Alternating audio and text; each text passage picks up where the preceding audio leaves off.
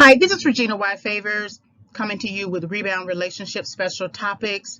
This is part of my Life Rebound and Recovery series where I explore particular trending topics and also just everyday relationship topics. Take some time to listen to this audio discussion, maybe gain some insight. If you have any questions, please leave me a comment and I will respond. Also, please consider subscribing to the channel. Hit the notification button if you're interested in further topics. This is Rebound Relationship Special Topics. Thank you very much for visiting the channel. So when you burn out, you can't see lie. Truth no longer matters to you anymore. You know, all of us do not wake up with the objective to lie or to accept lies. We all come with some sort of blank slate, and then we go through life through K through 12 education, all of our experiences as children, teenagers, young adults, right?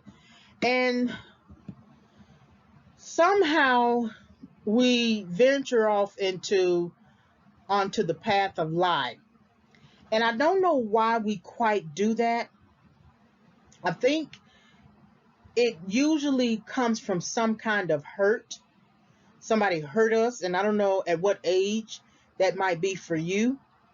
But you get to a point in your life where you can't see lie, like the truth of the matter, right? So for instance, you have finances, right? And you have spent so much of your credit card money and income money, and you can't seem to understand that the need for you to ask someone to pay part of your rent because you don't have it anymore, it's a lie. That you are not accepting the truth about yourself. The truth is you don't know how to manage your money. But you would rather lie to yourself and say, "Oh, I'm not making enough money," right? And the truth should matter to you regardless. But you can't see truth because you don't want to see yourself. And when you don't want to see yourself, it's much easier for you to lie to yourself. So when you burn out, it is because you have decided to just reject truth so many times. And to reject truth takes a lot of energy. It's not something that is going to be like a walk in the park. No, it takes a lot of energy to reject truth because you are always in defensive mode. You are always fighting the person who is telling you the truth. And even if a person is not talking to you about truth, they may be as an example of truth. You know, I remember someone on my job, and I've told her in my past, told her before that I was very proud of her. She was, we were around the same age, maybe she was younger. We were working on that same job I referenced about the fly-by-night company. And something about her, she was just, good with her money. When we were working at that job, probably like less than 2 years or maybe 2 years, less than three, she managed to get a house. And we were around, I graduated in 93, so I was 18, and then 19, 20, and I probably got there somewhere between 21, 21. She had gotten a house around that same time. And she used to talk to me about her finances, what she was doing. And at the time, I was working on paying two of my credit card accounts. I was on my way. And then I sort of interrupted myself by moving to San Diego. Even if San Diego was a good idea, it still was an interruption because then I ended up getting into more credit card debt and just spiraling out of control. But she didn't really have to talk much in terms of, say, "Gina, you need to be careful about your finances." I didn't really tell her my finances, right? She didn't really have to say that. Just her actions alone, her as a person, how she managed herself, how she managed herself as a woman, how she managed her finances, what she was talking about. That was enough truth for me to look at and think about and reflect and accept. No, I didn't want to accept that. I wanted to accept, well, once I get to San Diego, I can make it work. No, I don't have any money saved to move to San Diego, but once I get to San Diego, I can make it work. And that's the lie I told myself. Now, did I make it work? Sure. Sure. But it really wasn't too much of a struggle, but anything can be a struggle when you are in a city where you don't have family and you have to really make things work on your own. And that's why it's important to plan your finances, plan a better way of doing things. So she reflected truth in that, without even having to say or raise her hand and say, I'm truth. But I didn't look at her as truth because I was looking through the lens of the lying that I was telling myself. So when you burn out, because eventually I ended up having to burn out of credit card debt and getting turned around and not paying my bills and becoming financially irresponsible to the point that when I needed credit to work for me, it wouldn't work. I had messed up my finances so bad that when I came back to Dallas, it was hard for me to get credit to work, because then it had truly become all about the FICO score. I moved back in 2006. I lived in San Diego from 1996 to 2006. So when I was there, messed up my credit so bad, by the time I got back to 10 years later, back to Dallas, I couldn't get it to work. And that's what I mean, that you can believe the lie so much and you don't realize that it's going to catch up to you. And it caught up to me. So now I'm rebuilding my path, my financial path. I'm in a much better space, and I make sure not to actually get into anything before my time. I study it. I know what's going on, right? So when you burn out, it is usually because you can't see the lie you're telling yourself, and truth no longer matters to you. You become a lie when truth is negotiable. If you don't have, if we're thinking about finances for a minute, if you don't have the job, why are you getting credit cards? Right? Why are you getting a loan? You don't have a job. So you lie to yourself, oh, I'll be able to pay it. I'm going to get this credit card. I'll be able to pay it. But that's a lie. Because what income is coming in? You can't say, well, when I get a job. No, but you don't have a job now. And so you negotiate. You think, well, when the time comes and the bill comes, I mean, I have some money. And what happens is you end up asking for the money from somebody else who has a job, right? You become a lie. So that's lying. You think truth is negotiable in the sense that I can negotiate my way into and out of anything, regardless of whether or not my current circumstances support that claim. Sure, I make enough money, or I have this, or whatever, or I have this. That's based on future tense, but there's no guarantee of future. You could also die, and then the bill is unpaid. It's left unpaid. So when you burn out, you become a lie. When truth is negotiable, you have turned yourself into a lie so much to the point that you are a lie. That you are a lie. And so that is something to think about, because many people struggle with this idea that life is just basically going to work out. And all of us have thought that way. I've thought that way. And I may not have used those words, but if I wasn't responsible enough to keep a stable job, even if I left, that same girl I was talking about, she didn't up and leave the job before she had another one. It was a fly-by-night company. They messed with our paychecks, all of that. But she managed to get a house on that job. So there was a lot that she was telling me, the possibilities and opportunities that she was telling me that I couldn't see and refused to see. And so I was actually willing to become a lie than to pursue the truth.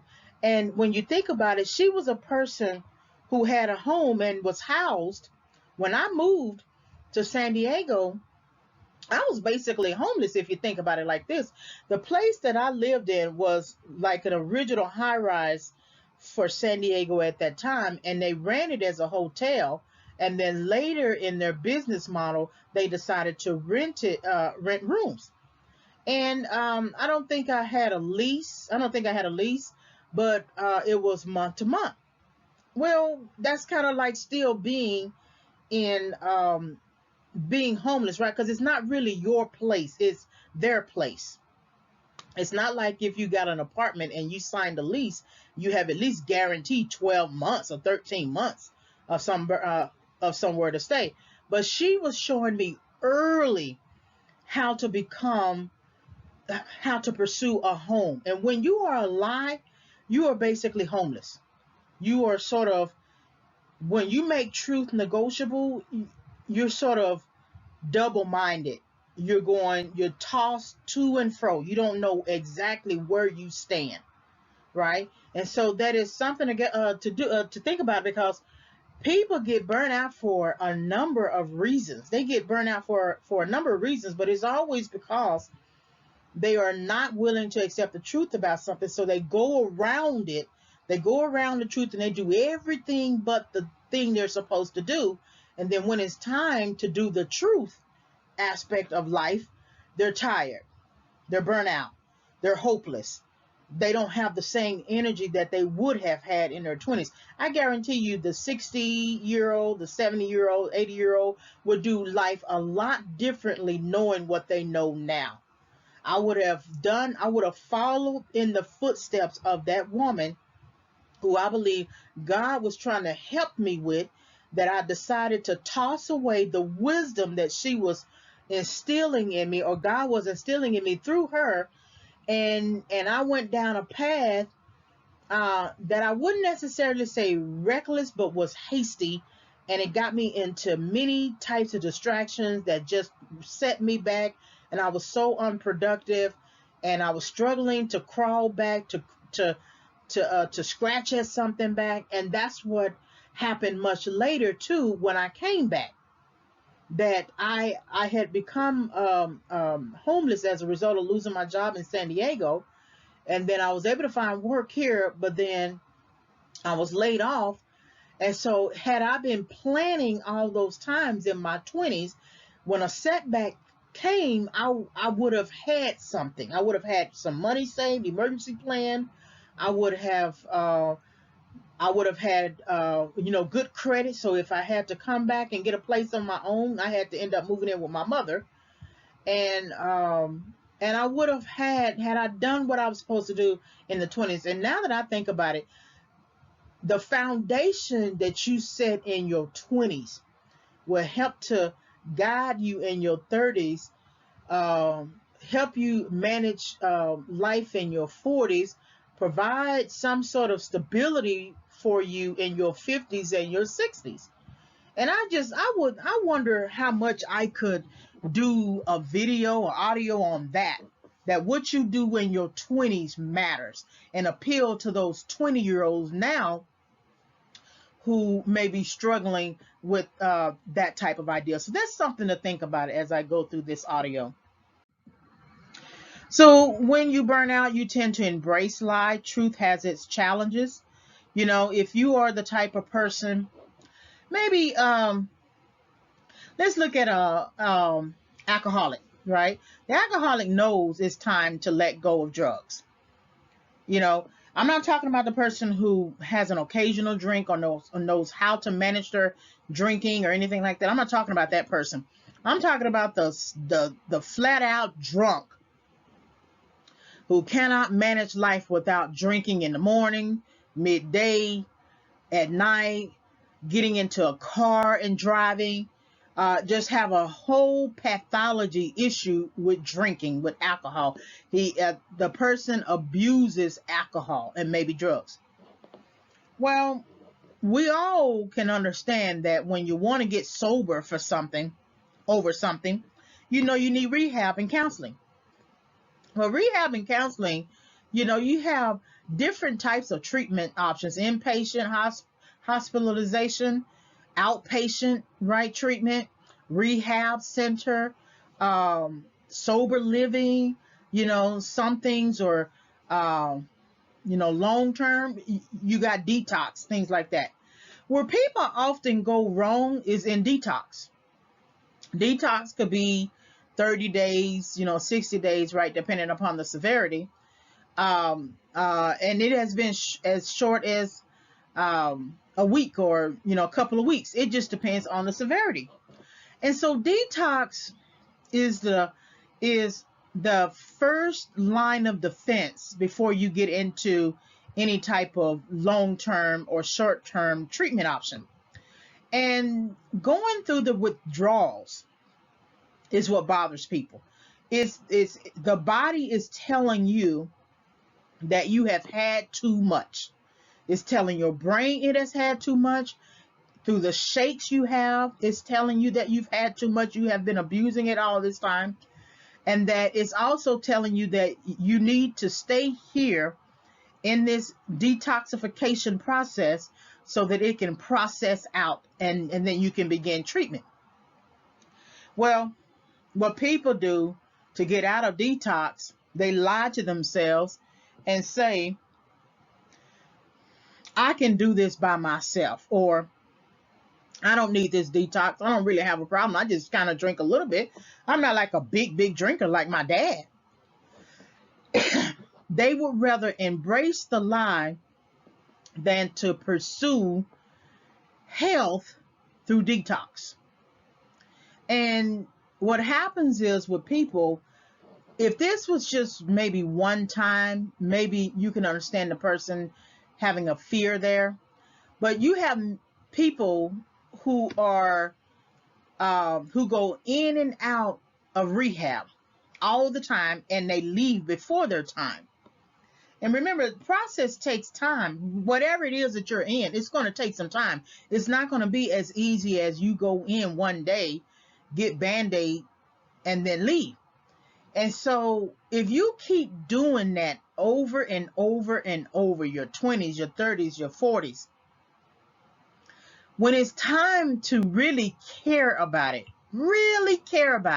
it's going to be worse for you, because you're not going to have the same energy that you would have had you stayed the very first time that you had to encounter the detox, right? Or any other challenge. You choose the challenge for you. And so you may get to a crossroad moment.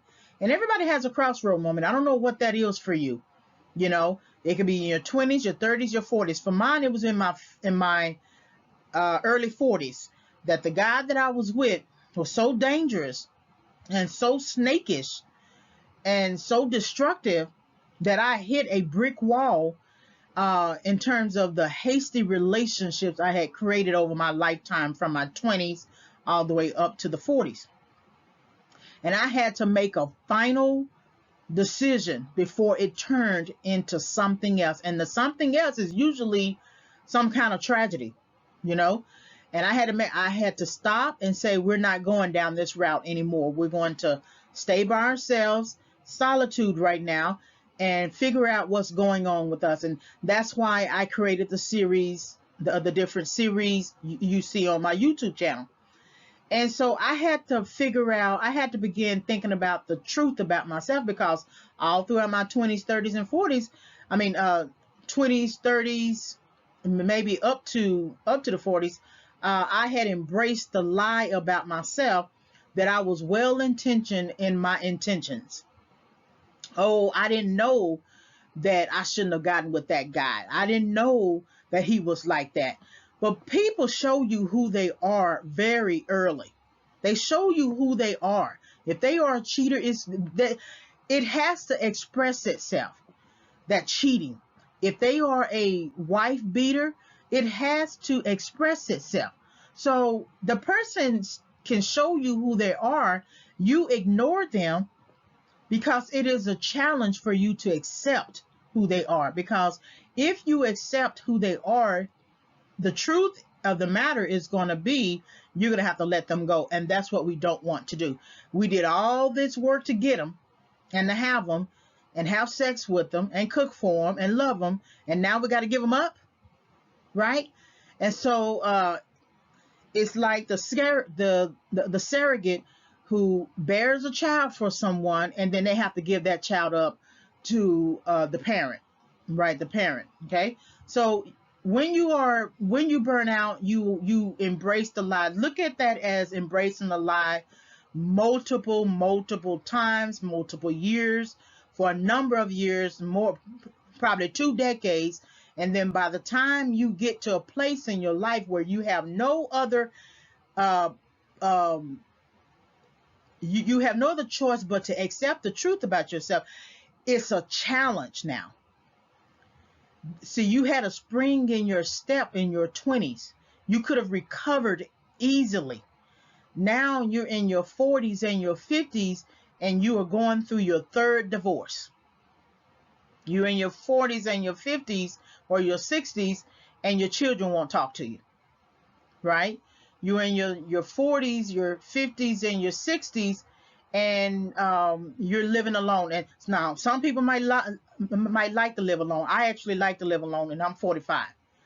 But I do see on some in some ways opportunities that I had back then that could have turned into marriage. I just couldn't see it at the time. I think I was just a wounded soul. And so a wounded deer. So it took some time for me to see myself for who I actually was at that time, and now making the changes. When you burn out, you plan for lies, so truth becomes inconvenient. Planning for a lie could be, there can be a number of things, but truth is always inconvenient when you are at a place of convenience, meaning that you have planned the way that you thought things should have gone for you in your life, but then you get to a point that it's no longer working, that life is dysfunctional for you and you don't quite know where. Many people are in careers that they actually hate, but they just so happen to be very skillful and they have a pretty good memory for concepts, but they don't really want to be in that field. They don't, I've seen doctors and lawyers leave lucrative jobs and fields and practices and go do something as simple as whatever you can think of. That that character, the Asian character from The Hangover. I forget his name because I didn't think to add him to this audio, but he actually trained to become a real doctor. But you see him as an actor. He seems to love acting more than he loved becoming a doctor. He has a license, everything. And so you plan for a lie in terms of maybe it was his family who wanted him to become a doctor, because becoming a doctor and a lawyer has always been the biggest thing. It seems like parents think that the only way that you can make it in life is if you become a doctor and lawyer. So he planned for that lie, because the lie was, okay, I'll go on ahead and do it because my parents want me to do it, but I don't really want to do it. But I go on ahead and do it, right? He planned for that lie. But the truth of the matter is, now at his age, he doesn't want to be a doctor. Even though we all know that he's a doctor, that truth has become inconvenient every time he acts in a film. I knew I shouldn't have become a doctor. I knew I shouldn't have pursued medical school. I should have pursued what I wanted to do in my heart, which was to act. And so the truth becomes inconvenient, because then how do you explain to people that you are actually a doctor, but you're acting? And I'm not saying that you don't have people who do things like that or in different careers. But I've seen even Congress people who were doctors in their careers, but then chose to become a politician. And I say to myself, don't you want to be a doctor? Why would you want to become a politician? Subject yourself to all of that scrutiny and everything, and it takes up all of your time to be a congressperson. And why did you go to medical school all those years? Why didn't you major in, political science or sociology or any type of law or anything like that? Why did you become a doctor? And you have a lot of doctors in the Senate and in the House who are also politicians. So as they sit there in their chairs in the House or in the Senate, they are constantly reminded that they are a doctor, but they actually wanted to be a politician. So you can plan for a lot when you burn out. Well, the thing is, if you look at it like this, if you burn out, remember, you didn't plan to become a politician. You didn't plan through coursework. You didn't plan through practice. You didn't plan through maybe teaching in the field. You didn't plan through writing books. You don't have any mastery in that area. You have mastery in your doctor. You spent, it's like 16 years of medical school, right? That's a lot of spending time on concepts and principles and strategies day in, day out for 16 years. That's where you have mastered. So by the time you decide to become a politician, you don't have the same energy that you had, that you gave over to 16 years planning to become a doctor. Because if you knew that you wanted to be a politician all those years, that's where you should have planned. So you planned for a lot. Even if you made a lot of money, even if it gave you some sort of happiness for the time being, it must not have been that. It must not have brought that much happiness to you if you are on another path, completely different from being a doctor. That's what I think I mean here, that you plan for a lot, that something, that you don't want to do something, but you feel peer pressure, family pressure to do something. And the truth of the matter hits you 30, 40 years later when you are sitting up in another thing other than the thing that you had really planned to do. So when you burn out in this sense means that you don't have the same energy that you would have had you planned for the real thing that you really wanted to do, and that you have mastery in a completely different area that you don't have in the area you want to work in now. That's what I mean. All right, this is the last one. So when you burn out, you die in lie when truth is abandoned. And this is very interesting too, because how do we really abandon truth? By the time you get to abandoning truth, you have lied so much to yourself that you can't really see anything else. And people, like in a relationship, a man who left his wife to be with a mistress, right? He knows somewhere in marriage that he really wanted to be with his wife. He just made a mistake, but the wife won't take him back. So he continues to go and marry other people and maybe even marry the mistress, and he just lives his life in that lie, knowing that he really wants to be with his wife. And maybe there is an opportunity when he can divorce the mistress. Maybe the mistress, decided to cheat or something like that, or the mistress doesn't really want him. I don't advocate for divorce. Or maybe the situation is he's not married to the mistress, but they've been living together for so many years and in the house. And as long as he's not married, there's still an option. But he decided to not do that out of spite for whatever reason. And so all that time he could have been with the woman that he really loved. And so when it came time for him to die, when it was time for him, his season was up, he decided to die and lie than to actually embrace truth. I know this situation that I remember some years ago when I used to come home for the summer and from college, and there was this lady who used to work in the office, and she was like over the physical fitness center over there in the apartments. And she told me that she was living in the house with her husband, but they were not sharing a room. He was in a room down the hall and she was in the opposite room. And something in me just came out and said, well, y'all are still together in the house. I mean, why don't you try to work things out? Because it would be different if he lived in his own apartment and you were still in the house and it was hard for y'all to come together. But I mean, there's still hope if you're still in the house. And she was basically saying, well, we're just roommates. I think to myself, I don't believe that. Why aren't you divorced then? Right? Because they weren't divorced.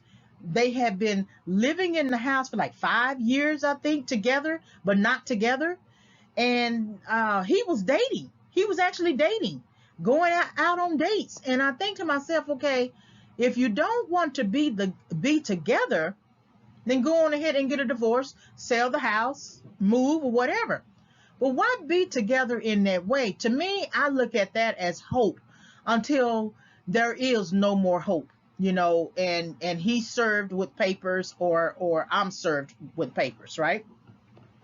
So the truth of the matter, the person was willing to die and lie, meaning she basically let the relationship die.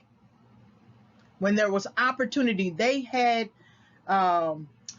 adjacency, right? They had togetherness in one house. Somebody could have said something to the other. And so the truth of the matter is that she and he were willing to abandon was that that there was still some kind of chance with them, and that if they would just come together and talk and kiss and maybe have sex, maybe something can reignite in them. And that's the truth that they decided to abandon, both of them. That he was more, she too, they were more inclined to make a priority of dating while they were married, already married, dating other people while they were married.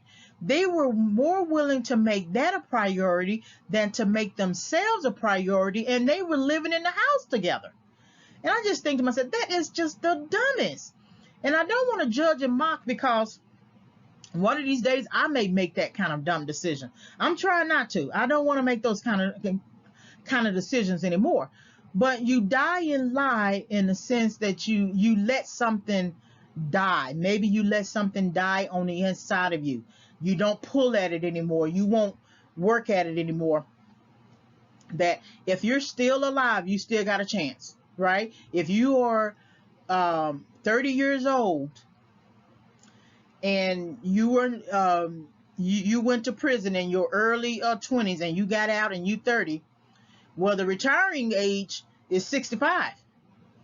So that means you still got 35 more years to make a contribution to yourself and to this world. If you look at it like that, even if you were 40, you still got 25 more years. Now, I'm not saying you're going to stop working at 65, but if you look at it, if you were on a job, you would say exactly the same thing, that I got 30 more years at this job. Okay, well, say that you got 30 more years at your life. Why let yourself die in lie when you can embrace the truth about yourself? I should not have done the things that I did to get myself into jail. Now I need to figure out a way to get out of this setback and move myself forward. That's the truth of the matter. But if you say, this is all I got, this is all I know, you don't know where I come from, all that is just excuses for you to maintain your lie. And before you know it, if you don't watch it, you will be dead somewhere. So that's something that I want you to think about when you burn out, because if you continue to turn yourself on, you got people who go back and forth in the jail. I would be so unhappy with that in a way, because I would think to myself, I got to have a shower where I'm showering by myself. I got to have a bed where I have a bed by myself. I can't go to sleep with people snoring. I already snore. You know, when you think about life like that, I got to have a place to live. I got to be able to take care of myself. I can't look over my shoulder, things like that. If you think about life like that, then maybe it will keep you out of jail. But I really don't understand a person who embraces the idea of going back and forth in jail. They're just the type of person who is in and out of jail. That's craziness. So they are willing to die. And one of these days, you may be somebody who does something so horrific to the point that you are sentenced so long that you actually die in prison. And that will be a horrible thing. All right, so hopefully you were able to gain insight from this video discussion. Please like, subscribe, and visit. So please like the video, hit the notification bell for more discussions. I am re-uploading all of my audios, so I needed to make some changes to them. You can visit my website for more content at reginayfavors.com. If you want to send me an email, you can send an email reginayfavors@yahoo.com. Please also purchase the book. It's going to come out in spring 2021. So I had to make changes to my book to update it, and I also updated the title. So the original title was Bait, Hook, and Switch: Confessions of a Rebound Girl, and I have updated the title to Toxic Encounters: Why People Pursue Rebound Relationships. So right now I'm still basically editing it, and I want to make it available in spring 2021. So thank you very much for visiting my channel, and I am Regina Y. Favors. Have a great day.